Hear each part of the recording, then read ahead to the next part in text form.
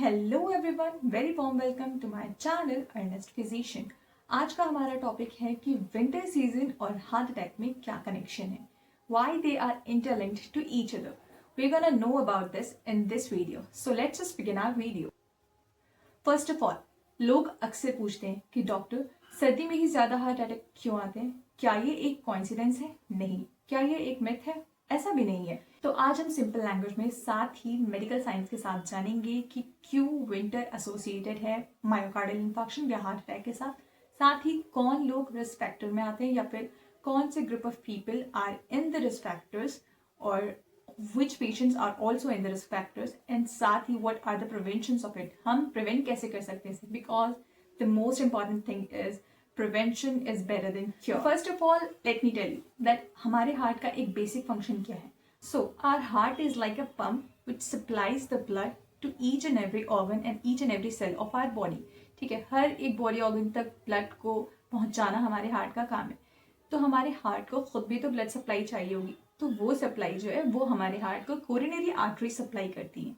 And अगर कभी ऐसा होता है कि हमारे हार्ट को ऑक्सीजन सप्लाई कम मिलती है, तो उस वजह से क्या होता है कि हमारी कोरोनरी आर्टरीज प्रॉपर हमारे हार्ट के मसल्स को सप्लाई नहीं कर पाती है, जिस वजह से जिस एरिया की कोरोनरी आर्टरीज इन्फेक्ट होती है या इन्फार्क्ट होती है या फिर कहिए कि उसमें प्लाक जमा होता है, जिस वजह से वो प्रॉपर सप्लाई नहीं कर पाती वहाँ के मसल्स को, तो वहाँ इश्चीमिया हो जाता है. यानी कि जहाँ भी lack of blood supply for a longer period of time नहीं मिलती, तो अगर न्यूट्रिएंट्स वहाँ नहीं मिलते तो वहाँ की सेल्स की डेथ होने लग जाती है, जिसे हम कहते हैं इश्चीमिया.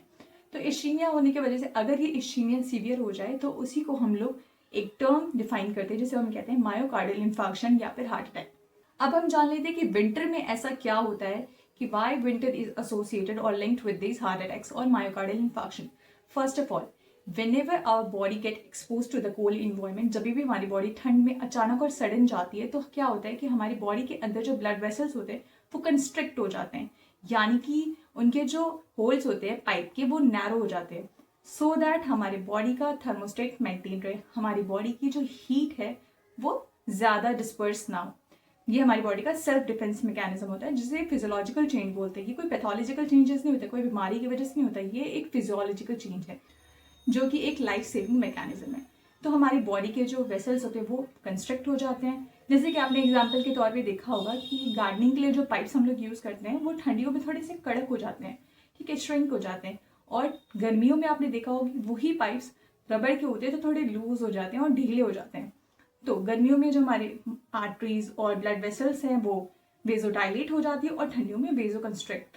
लाइकवाइज हमने बताया कि हमारी बॉडी की जो ब्लड सप्लाई वाली जो आर्टरीज हैं और जो वेन्स हैं वो कंस्ट्रक्ट हो जाती है. सो इन रिजल्ट वो कंस्ट्रक्ट होने की वजह से हमारा ब्लड प्रेशर राइज होता है. ब्लड प्रेशर राइज होता है तो जाहिर सी बात है कि हमारे हार्ट पे ज़्यादा वर्कलोड बढ़ता है और उसे पंप करने के लिए और ज़्यादा एनर्जी चाहिए होती है. सेकेंड जो फिजियोलॉजिकल चेंजेस आता है वो ये होता है कि हमारी बॉडी का जो ब्लड होता है वो थिक हो जाता है. हमारी बॉडी में एक्चुअली होता क्या है कि ठंडियों में हमें ज़्यादा प्यास लगती नहीं है, तो हमारी बॉडी को इतना एहसास नहीं होता, तो हम ज़्यादा पानी का इंटेक वैसे ही कम कर देते हैं, ठीक है. तो और क्या हो जाता है, डिहाइड्रेशन होने की वजह से हमारी बॉडी में स्वेट तो रिलीज होता नहीं, तो डिहाइड्रेशन अननोटिस्ड होता है, यानी हमें पता ही नहीं चलता कि हमारी बॉडी ऑलरेडी डिहाइड्रेटेड है. तो इस वजह से क्या होता है कि हमारे ब्लड जो होता है उसका जो विस्कोसिटी है वो बढ़ जाता है और ब्लड थोड़ा सा गाढ़ा हो जाता है. तो अब एक जाहिर सी बात है, एग्जाम्पल के तौर पर लीजिए कि एक लिक्विड जूस है आपका और एक थोड़ा सेमी सॉलिड लिक्विड जूस है, तो कौन ज़्यादा इजीली रन आउट करेगा या फ्लो करेगा? जाहिर सी बात है कि जो लिक्विड वाला जूस है वो ज़्यादा आसानी से पोर अप हो जाएगा रैदर देन ये सेमी सॉलिड वाला फ्लूइड या सेमी सॉलिड वाला जूस. तो होता क्या है इस तरीके से, जैसे अगर हमारा ब्लड थिक हो जाएगा तो हमारे ब्लड की विस्कोसिटी बढ़ जाएगी, तो वो थोड़ा थिक होने की वजह से क्लॉट्स बनने का रिस्क ज़्यादा बढ़ जाता है. इसी को कहते हैं हम थर्ड फिजियोलॉजिकल चेंज, जिसमें हमारे बॉडी में क्लॉट बनने के रिस्क ज़्यादा बढ़ जाते हैं. होता क्या है कि हमारी बॉडी में rather than comparison to the summer season, winter season में प्लेटलेट्स ज़्यादा एक्टिव होते हैं. तो जितने ज़्यादा हमारे प्लेटलेट्स एक्टिव होते हैं, तो जहाँ कहीं भी ऑलरेडी प्लेक फॉर्म है, यानी कि मान लीजिए किसी को ऑलरेडी कोलेस्ट्रॉल है, तो कोलेस्ट्रॉल है तो प्लैक का बिल्टअप तो आर्टरीज में, यानी कि जो वेसल्स है उसमें प्लैक का बिल्टअप होता है. यानी समझ लीजिए कि रुकावट थोड़ी थोड़ी बनना तभी से चालू हो जाती है. यानी इस तरीके से आम लैंग्वेज में अगर कहा जाए कि चर्बी का थोड़ा बहुत जमाव हो जाता है आपकी आर्टरीज में. अब क्या होता है कि ऑलरेडी आपकी आर्टरीज में प्लैक फॉर्म्ड है, बट अब ठंड में क्या होगा, प्लेटलेट्स ऑलरेडी इंक्रीज हो जाते हैं, आपकी बॉडी के नॉर्मल लेवल से ज़्यादा हो जाते हैं। तो इसमें क्या होता है कि जब ब्लड भी थिक है, प्लेटलेट्स भी बढ़ गए, तो जहाँ कहीं भी थोड़ा बहुत भी आपको इन्वायरमेंट फेवरेबल मिलता है बॉडी में, तो वो प्लेक्स को और ज़्यादा सुपरफाई कर देता है क्लॉट्स के थ्रू। तो क्लॉट, मतलब कि आपके जो वेसल्स है वो ऑलरेडी नैरो हो गए, साथ ही ब्लड भी थिक हो गया, साथ ही प्लेटलेट्स भी बढ़ गए, तो क्या हो गया, ओवरऑल ये सब के सब मैकेनिज्म फेवर अप करते हैं क्लॉट के फॉर्मेशन को। और जहाँ क्लॉट बना, यानी कि उस आर्टरीज पे प्रेशर बिल्टअप हुआ, फॉर एग्जाम्पल के तौर पे लीजिए कि आपकी जो पाइप है, गार्डनिंग वाली पाइप है, उसमें कोई पत्थर अटक गया। अब पत्थर अटक गया तो पानी जो है वो तो प्रेशर से आना चाह रहा है बट आगे जा नहीं पा रहा है। तो इस वजह से क्या होता है कि हो सकता है इन अनफेवरेबल कंडीशंस वो पाइप जो है वो बर्स्ट अप हो जाए, या फिर जो आपकी आर्टरीज है वो बर्स्ट अप हो जाए या रप्चर हो जाए, जिस वजह से मायोकार्डियल इन्फार्क्शन या हार्ट अटैक के सिम्टम्स आपको देखने को मिलते हैं। अब हम बात कर लेते हैं कि कौन लोग ज्यादा रिस्क में आते हैं, या फिर which group of people are more linked to such diseases. First of all, अगर somebody has known diseases like diabetes or high blood pressure, they are in the risk group.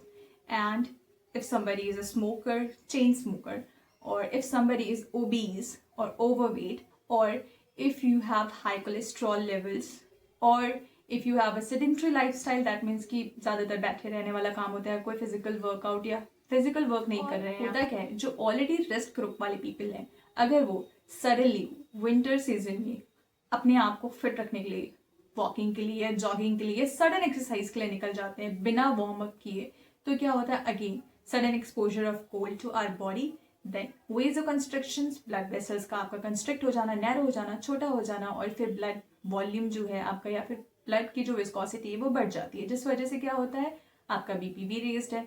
तो इस वजह से क्या होता है कि जो प्लैक्स जो ऑलरेडी फॉर्म्ड है, वहाँ क्लॉट फॉर्मेशन होने के चांसेस हो सकते हैं। अगर ब्लड सप्लाई प्रॉपर नहीं मिली किसी भी बॉडी ऑर्गन को, तो वहाँ ischaemia and then it could lead to the myocardial infarction also, तो हार्ट अटैक होने के चांसेस ज़्यादा हो सकते हैं। तो in case if you are planning to go out for a run और for a exercise, please do a warm up before that, because it is very important and necessary.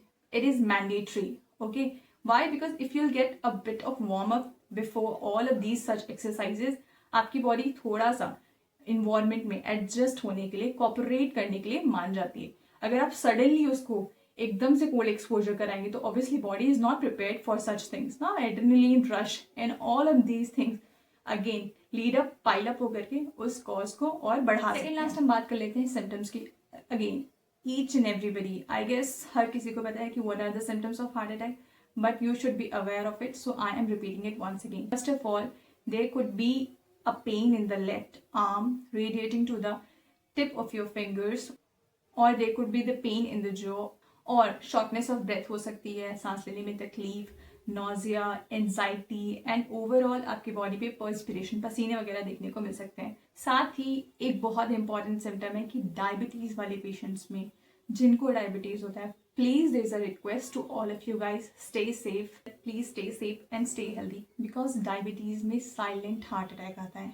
Yes, silent heart attack आता है, that means कि diabetes वाले patients को ये सारी चीज feel भी नहीं होगी, ना ही उनको ये सारे सिम्टम्स ओवरऑल आपकी बॉडी पे दिखेंगे, and they could have that. Please be safe. In the next video I'll try to explain it all in detail कि ऐसा क्यों होता है। For now we'll stick on the topic we are going through.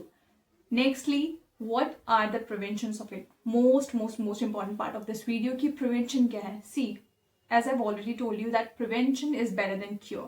तो जाहिर सी बात है कि आपको ये पता होना चाहिए कि prevention क्या करना है। देखिए, first and foremost thing, if you are willing to be fit in this winter season, please do a warm up exercise before going for a brutal exercise or a sudden exercise, or for jogging or for walking in the cold environment. Secondly, BP, sugar, cholesterol को maintain करना है और साथ ही इनको under control रखना है. Thirdly, smoking should be avoided. बिल्कुल ही smoking को अवॉइड कर देना चाहिए अगर कोई स्मोकर है, चेन स्मोकर है. And lastly, winter is a trigger to the heart attack to the people who are already in risk group. And so winter एक ट्रिगर है जो ऑलरेडी रिस्क वाले पीपल हैं उन लोगों के लिए.